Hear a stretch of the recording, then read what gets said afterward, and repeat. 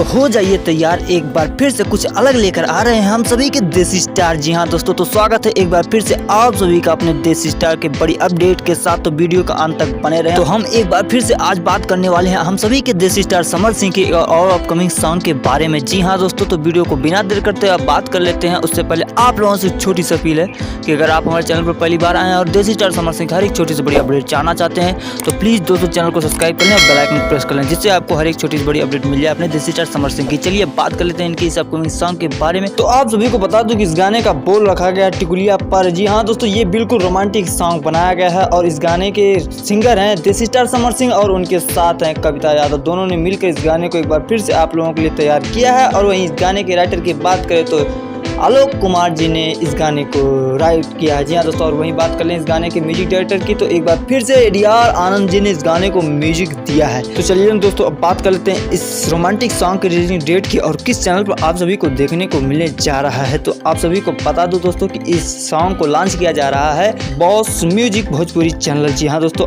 Boss music Bhojpuri channel पर इस song को लॉन्च किया जाएगा। और वहीं बात कर ले इस सॉन्ग की रिलीजिंग डेट की तो दोस्तों आप सभी को बता दूं कि इस सॉन्ग का रिलीजिंग डेट का अनाउंसमेंट अभी तक नहीं हुआ है, लेकिन आप सभी को बता दूं कि इस सॉन्ग को 1 से 2 दिन के अंदर बॉस म्यूजिक प्रेजेंट पर लॉन्च कर दिया जाएगा।